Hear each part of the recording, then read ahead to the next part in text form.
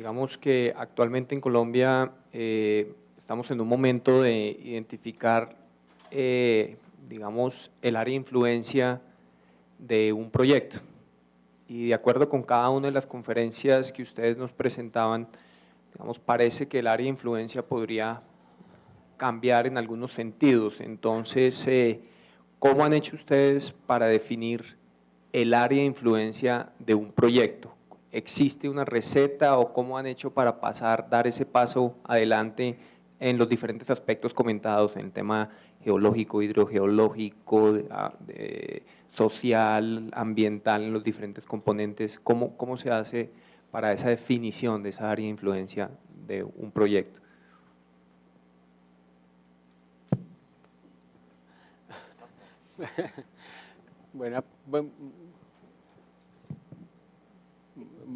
Muy buena pregunta. Sí, de verdad que cambia de sitio a sitio y de proyecto a proyecto, porque el shale gas no se encuentra siempre a la misma profundidad y no ocupa siempre las mismas unidades. Desde el punto de vista hidrogeológico, tiene que ver con la protección de los acuíferos, fundamentalmente.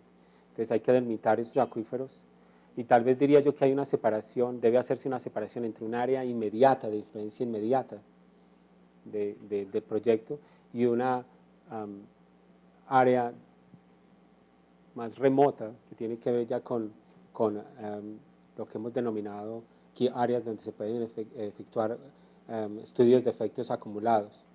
Entonces yo haría esa separación de esas dos zonas: cuál es el área de influencia inmediata y cuál es el área de influencia, digamos que más remota, más alejada.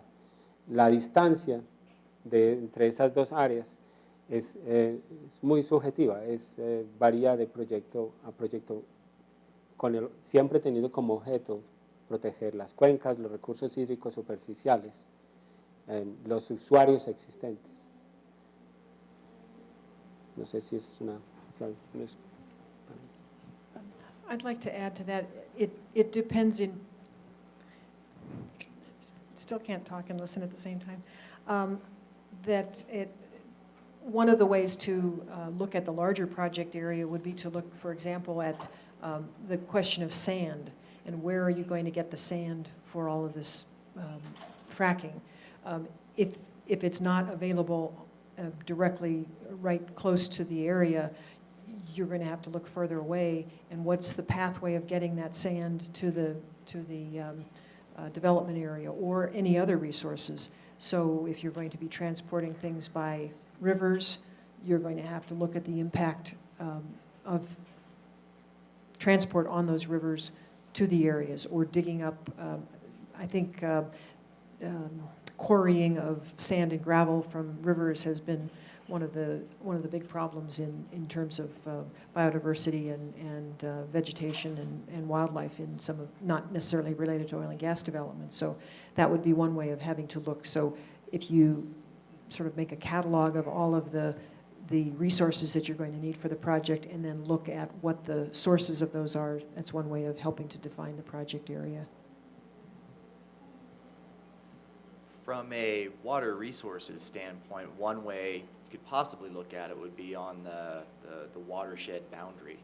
I know with our river basin commissions, they look at their entire basin, which could be a very large area, perhaps 100,000 square kilometers. So then you might want to look at it, based on the sub-basins within that major drainage. You could also, from a groundwater standpoint, look at it from that same aspect, and those might be fairly coincident, the ground watersheds and the surface watersheds. And we've got one example. One of our river basin commissions has proposed regulations to delineate the impact areas on a roughly 15,000 hectare. Let me think that one through again. Let me do my conversion. It'd be more like a 1,500 hectare area.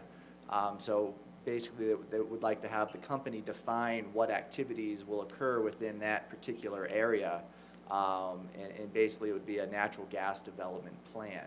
So that would allow the River Basin Commission to be more insightful as to when allocating water resources within that particular 1,500 acre or hectare area. So those are just some of the models and maybe some thoughts on how to approach it on a more regional basis. I'll just add that from the social and impact and land impact area, that in Pennsylvania, the two corners of the state, opposite corners of the state, that had the greatest impact, one corner is a little less populated than the other corner. And if we look at things in that way, agriculture in Pennsylvania is pretty much the same regardless of where we are in Pennsylvania, but there are differences in counties by population. So we do have several counties that are pretty densely populated that would have a little different impact and a little different baseline than the other corner of the state that is a little less sparsely populated and with more forest land. There might be some delineation in looking at those baselines. And just, I don't want to give the impression that I always think of negative impacts, but in terms of thinking of positive impacts and looking at the positive economic impact of a project. So to define the project area, you would again have to look at, well, where are the services coming from that are going to serve the development, and what communities are going to benefit from that development, not in terms of money from royalties or anything like that, but in terms of where's the food for the man camps going to come from, are the other resources. So. Muchas gracias. Para la expositora Catherine, ¿cuánto dura un proceso de licenciamiento ambiental en Estados Unidos y Ucrania? Y si puede estar supeditado el tiempo al nivel de intervención que tenga la comunidad. The environmental impact assessment process in the United States can take a long time, can take many, many months and actually years. The licensing process itself, everything from leasing to environmental impact assessment and then permitting can take even longer. So you may be talking about years for that. In Ukraine, they were working on production sharing agreements, and they were writing them while I was there. The process of actually letting those agreements and having them bid on and processing those was just a matter of months, but they were really trying to get that going. But that was just the first step, and I really don't know how long that process is going to continue and how long it will take to get from that process of just letting the production sharing agreement to actually getting a permit and getting on the ground. I think it had been taking, can't remember which operator, but almost several months to just get one permit transferred. So theirs is a long process as well.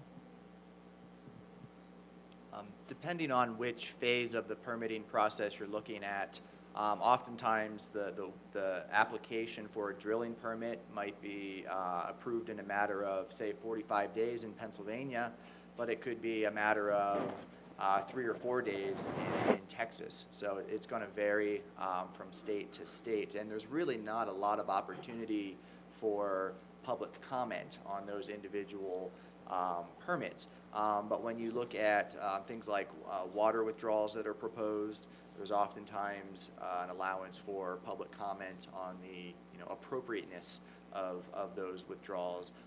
With the land disturbance permitting, if they're going to clear out several hectares, there's oftentimes an allowance for public comment there.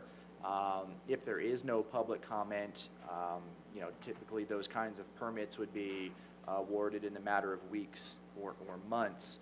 But that will vary from state to state based on regulations.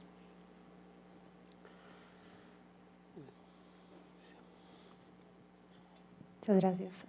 Esta pregunta está esperando desde el lunes a ser contestada por el doctor John Lochner.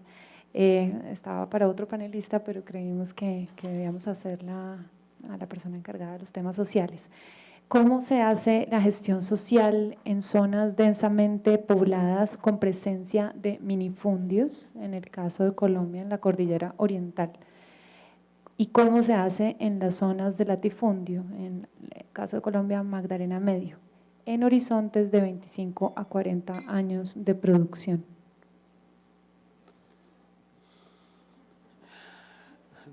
Dave.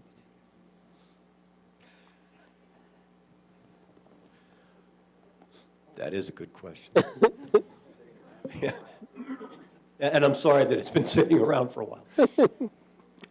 And I'm not sure there's an easy answer. We can talk about it, and the talk part is easy. As I said, it's difficult to think that, as often is the case, that the leaders of today will not be the leaders in 30 or 40, 50 years, as the questioner asked.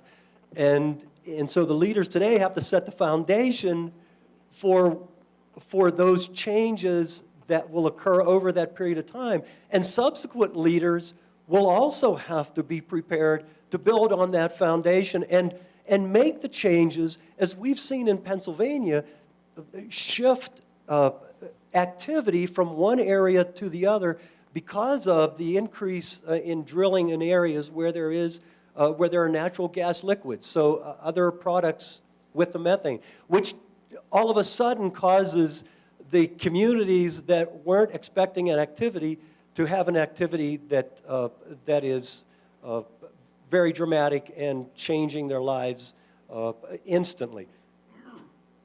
So in an area of a high population, it is incumbent, again, it's easy to say, incumbent on the leaders to build a solid foundation and look at what those social challenges are, what the impacts are, and to have a transparent and open communication with residents and with industry so that you have as much information as you can get. And you can, the struggle always is, where do you stop gathering information? I don't think you ever stop gathering information, but at some point you have to make decisions and then modify that, and future leaders will modify that as they find new information or things change in the industry. I don't know if there's a better, could you add, Catherine? I just wanted to add a little bit on Ukraine.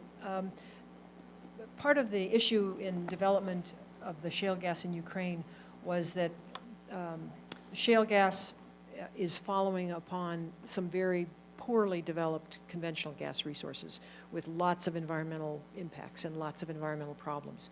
So the communities are looking at the remnants of the mess that was caused through many years of development of conventional gas through their own companies, through Russian companies, and et cetera.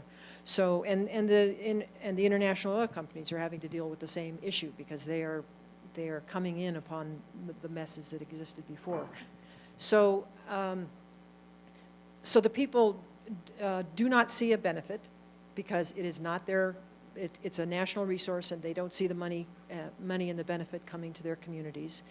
They don't have much opportunity to participate.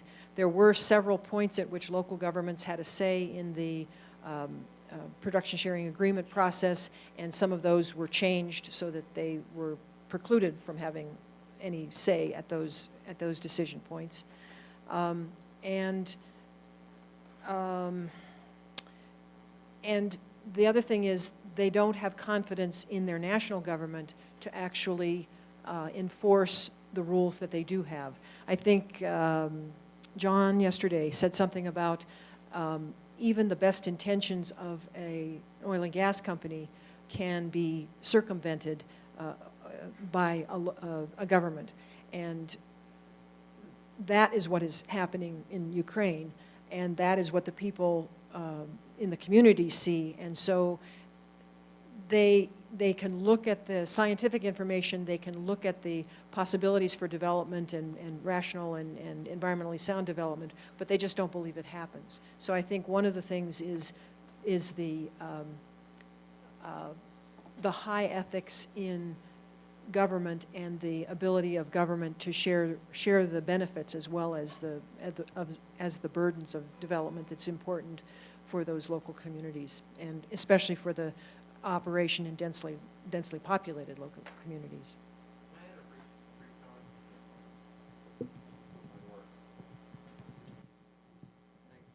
I think a little bit of what you're hearing is that it's the local level of government, the town council, the city council, that has the responsibility for those quality of life interactions with the operator. So Dallas-Fort Worth is an incredibly densely populated center of the United States. There is a gas well in between 2 runways at Dallas-Fort Worth Airport.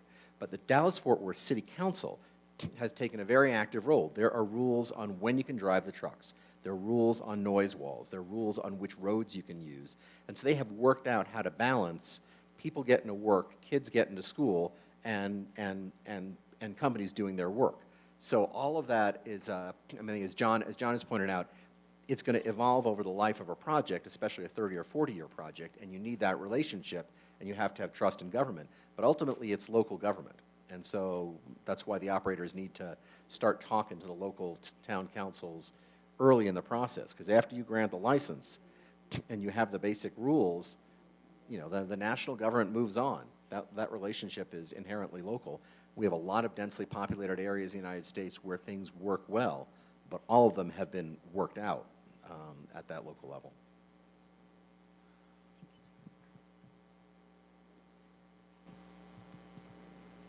Yo pienso que en el país el reto es identificar esas fuerzas vivas que están dentro de la comunidad, cuáles son esas agrupaciones que mueven la comunidad, y mostrarles que el desarrollo de los proyectos va a beneficiarles directamente, que no van a terminar con un saldo negativo al final. Si la comunidad está convencida de que al final va a salir beneficiada, se va a sentir orgullosa del proyecto. Si sucede en Alberta, la gente se siente orgullosa de tener una provincia en la que es rica en energía, carbón, gas, petróleo, y la defienden y actúan en una forma proactiva. Bueno, esta pregunta es para Kathleen. ¿Cómo se define el contenido específico de los estudios de impacto ambiental? ¿Esto se hace a través de scoping y si es así, digamos, cuáles serían esos beneficios de hacerlo de esa manera? That's a very good point that I didn't bring out. There is a kind of a standard array of things to look at, but it is definitely through the scoping process that you define what are the important issues for your particular project. Again, for example, in Ukraine, we had a scoping process, and there was a decision that certain issues just were not important because of the type of area that the development was likely to occur in. So you don't want to have such a huge document that that you have to study everything, and that you have to have baseline on everything and analysis on everything. So you really do want to tailor it towards your project. And you might also find through the scoping process that issues come up that you didn't expect to have, that are unique to your particular area rather than the same as in every other unconventional gas development around the world. So that's a very important part of the process.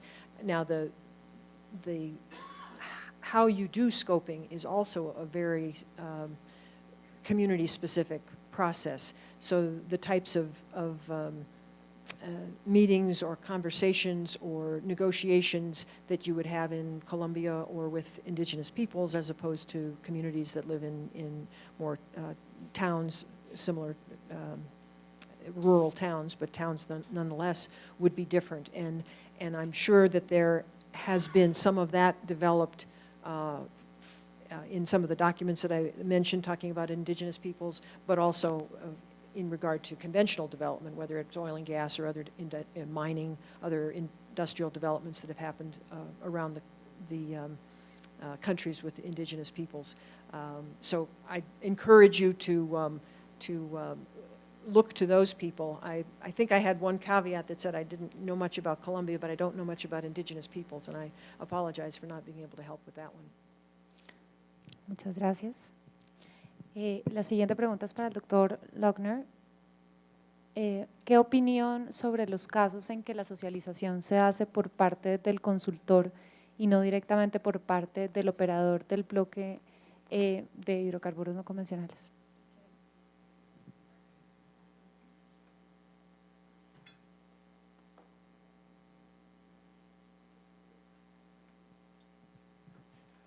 And, excuse me, for clarification, it was asking if it's done by the consultant and not by, or vice versa.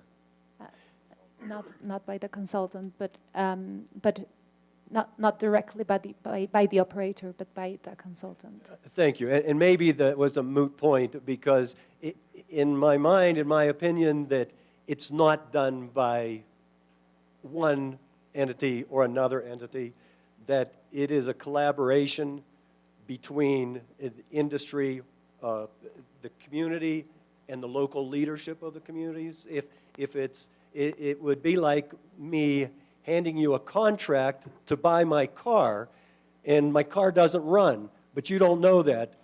But my contract is, of course, kind of designed for me and not so much for you. And I look at that the same way, that if it's designed by one entity or one person, that it doesn't cover the best interests of everybody, and it doesn't find those compromises that benefit all entities. So my personal opinion is that it needs to be a collaboration between all parties and not one or the other. Gracias.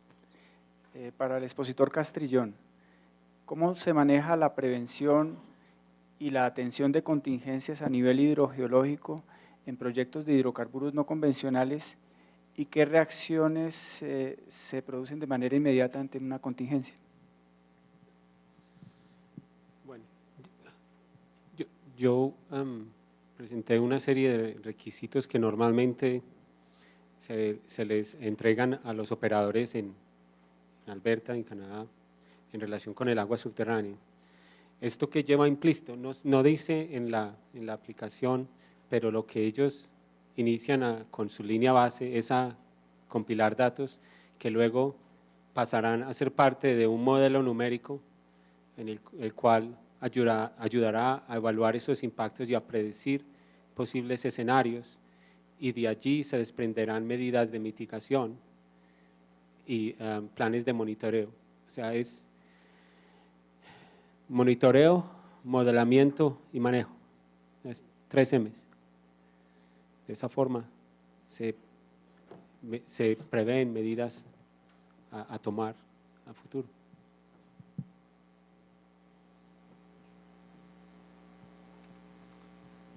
In Pennsylvania, one of the regulations for a company is to have what they call a pollution preparedness and contingency plan for each well pad. And in essence, what that delineates is the chain of events that must occur in case there is some unintended impact. A spill, for instance, is probably the most common example. And so what the company needs to spell out in that plan is who they're going to contact, who's in charge from the company standpoint, who they need to contact at the environmental regulators agency, and it kind of has a chain of command of coordination to make sure that that spill or other environmental incident the impacts of that are minimized through a coordinated action plan.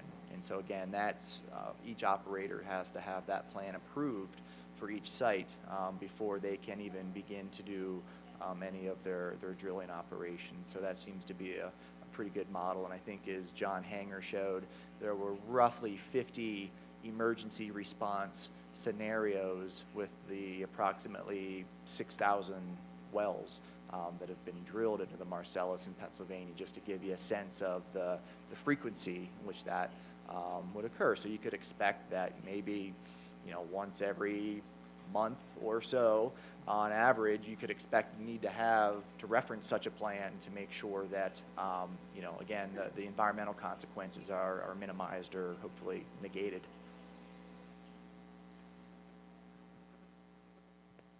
La siguiente pregunta es también para Francisco y es, ¿en qué caso es más conveniente exigir que el agua a inyectar para el fracturamiento sea agua dulce y no agua residual o agua salobre?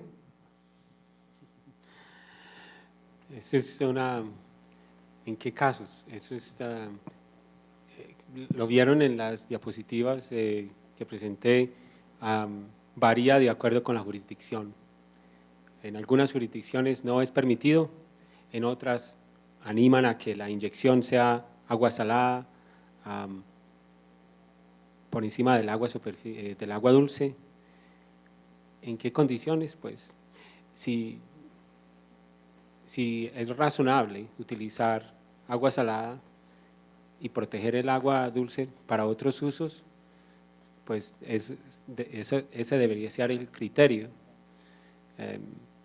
Si hay exceso digamos que hay superávit de agua dulce y con eso se ayuda a que el proyecto avance más rápidamente porque se está protegiendo, digamos que de cierta forma el proyecto y se le da prelación también.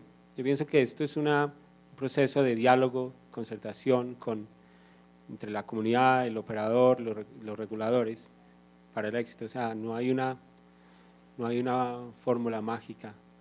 Solamente cuando hay escasez de agua superficial para el consumo humano, digamos que se miran esas otras alternativas de agua salada. Entonces, pienso que hay que hacer esos balances primero para saber si tenemos agua y qué tipo de agua tenemos para el proyecto. No sé si alguno de mis colegas aquí. Muchas gracias. Yeah, the source of the waters is largely, the decision of the company, but it's also based on, what are the available water resources. I think many companies are now realizing that the use of salt waters may actually be a better fracturing fluid, and maybe some of the reservoir completions engineers in the room would address that. But if you have a salty water and you're injecting it down into a formation that already has salts in it, you tend to have a fracturing fluid that's actually more compatible with the shale, and it can also control clay swelling and other things. So some engineers, there's some different philosophies on that, but that's one angle on the use of waters that are more briny. Another consideration is that from a regulatory standpoint, the regulators are going to tend to relax the regulations a little bit if you're going to use we'll say a degraded water. For instance, if you have a stream that has poorer water quality because of, say, industrial discharges or historic mining practices, the regulators, I've heard them come out and say, we'll let you withdraw more of that water because it's already degraded, but if you want to go extract or withdraw pristine water as well, you're not going to get as much of that because that's really good water, and we'd rather have you use the degraded water. Muchas gracias. La siguiente pregunta es para la doctora Motz. Una alternativa de no acción como la que usted planteó, ¿sería lo mismo o sería como universal para todos el gas no convencional, para todos los desarrollos de gas no convencional y petróleo no convencional en Colombia?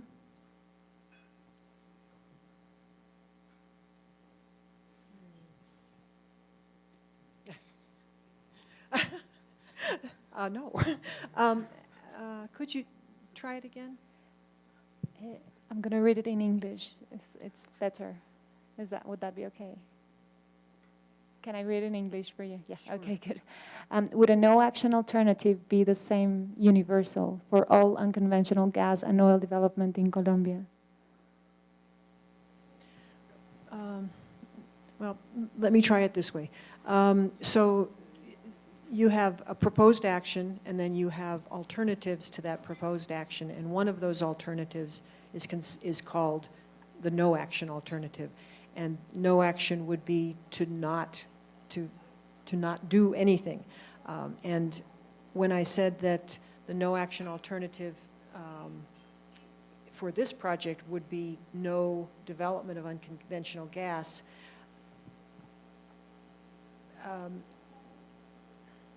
I think that's accurate because currently there is no unconventional gas in Colombia. So the no action alternative is to keep the same situation. You have no unconventional gas development. Well, I know you have coal bed methane, but you have no shale gas development. So to keep that scenario. And so that's kind of a higher level of environmental impact analysis than I think is usually expected on a project.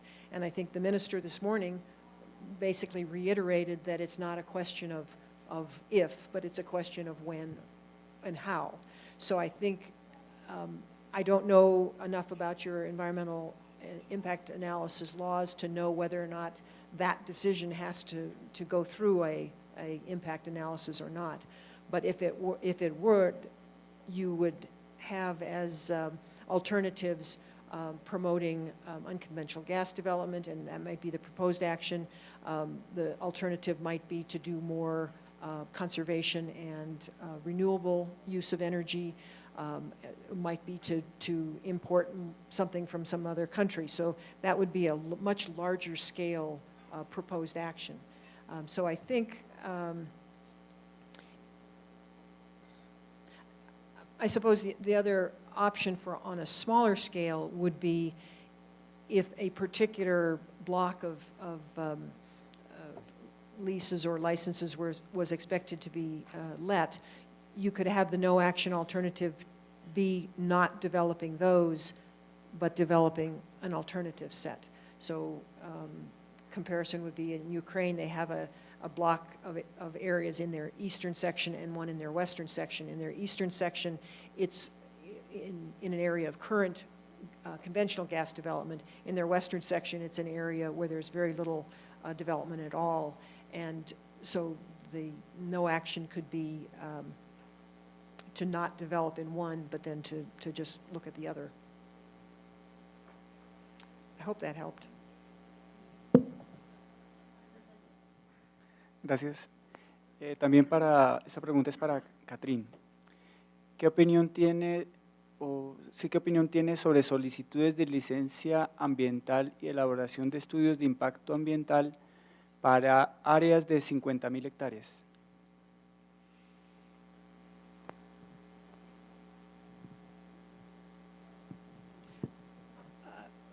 I'm assuming that the question is just about the size of the area and whether that's an appropriate size.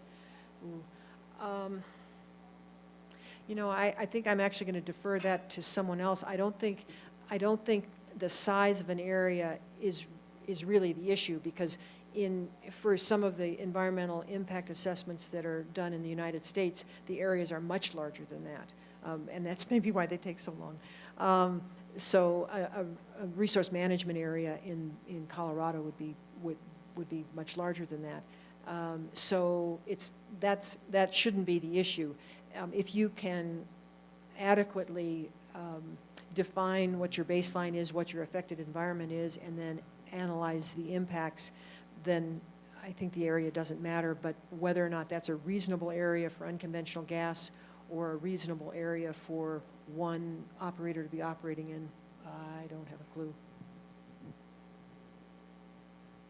Yeah, I just might add that, you know, perhaps one of the factors to consider is, you know, what is the biodiversity or the environmental sensitivity of that particular area. If it's, you know, all farmland, well, you know, it's probably doesn't have as many environmental receptors, but if it's in the middle of a rainforest, well, then that's a whole different scenario. So I think it would kind of depend on that diversity aspect. And I guess I'd add to that too. When I was thinking of that size area, I wasn't thinking of that size area being, you know, basically totally disturbed. I was thinking that it was the aerial extent of the plan, and that you might have some small developments in part of the area. So, but that's a good point. Esta pregunta es para John. Existen comunidades que se presentan oposición a esta industria y si existen, digamos, ¿cómo manejan la influencia de dichas comunidades para evitar la intervención de las zonas?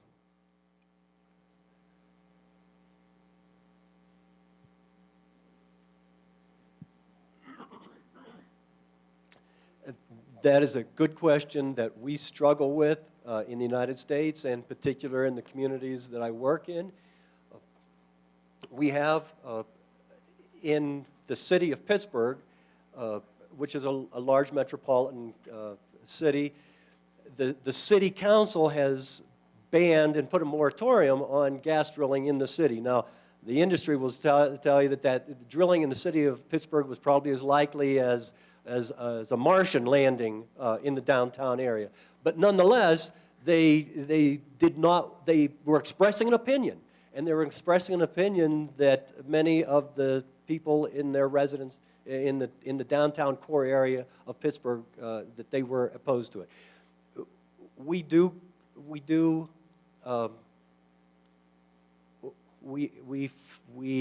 experience this with regularity, both, and again, the passionate discussion that we have that is both against and both for.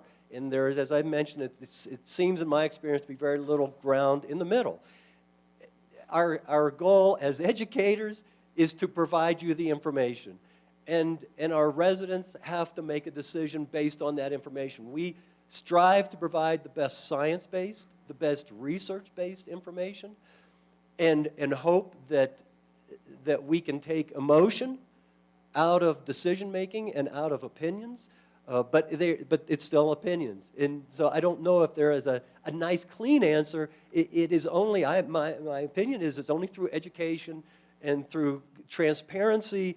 And I think there was some mention about trust in leaders, and that has to be established, but also trust in the education system and trust in the industry. And so the industry has struggled, as we heard yesterday and through today, to be open and transparent and provide that information so that citizens can make good decisions. However, I think we will always have, as economists like to use those terms, those have and have-nots, that there will always be a group that will be opposed for whatever reasons.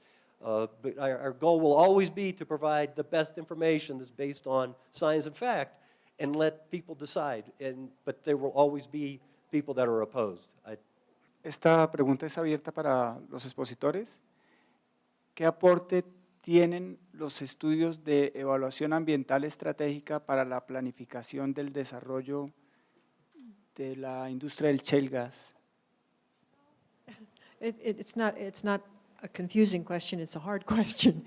I guess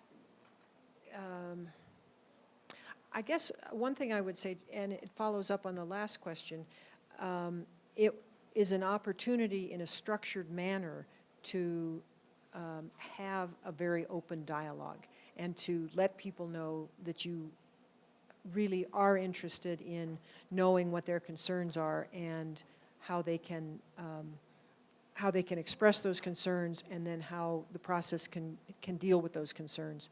And I know I had on one slide, and I don't remember if I said it, but one of the things that's very important is when you take people's information and get their concerns, you have to show that you incorporate that in some way in the next version. So if it's a comment in the scoping part of the process, you have to put that in some way in the draft. And it may be that you address it and say that based on your analysis, it doesn't fit, and it shouldn't be continued on into the analysis of the final. Or if it's a comment on the draft, you have to address that comment in the final and go one way or the other. And you are the government agency that has to do this, but so it's your call in the end what the answer is, but you have to show people that you are not just giving them what we call lip service, not just hearing or listening and doing nothing. You have to take it forward. So I suppose for the benefit for the oil and gas industry is that they are the ones that have to work with these people in the long term. They're the ones that have to worry about interventions in part. And so that process is important to them, and they should be very active in the process as well, supporting the process in order to make that clear to the communities. Generalmente los desarrollos de estos tipos de recursos se inician de una forma puntual y están marcados por las fuerzas del mercado. ¿Eso qué quiere decir? Que después de unos cierto tiempo se han acumulado una serie de estudios de impacto ambiental que tienen información y que albergan información muy valiosa desde el punto de vista de línea base. Esa línea base, cuando se pone toda en conjunto y si es bien utilizada, puede servir para marcar rumbos estratégicos en otras direcciones. La infraestructura misma que dejan los proyectos puede ser utilizada para desarrollar otras oportunidades para el país. Las investigaciones que se hacen, si se ponen en conjunto y no en forma aislada, pueden contribuir a establecer otras oportunidades, otros beneficios, marcar líneas hacia dónde se va a desarrollar, cómo se ha desarrollado, o sea, hacer una evaluación retrospectiva también. O sea, sí, de verdad que sí, los estudios ambientales, de impacto ambiental, pueden contribuir de una forma fundamental a marcar estrategias, estudios estratégicos para el país, pero tienen que ponerse en conjunto, tienen que amalgamarse todos y analizarse en ese conjunto para poder definir esas oportunidades. Muchas gracias.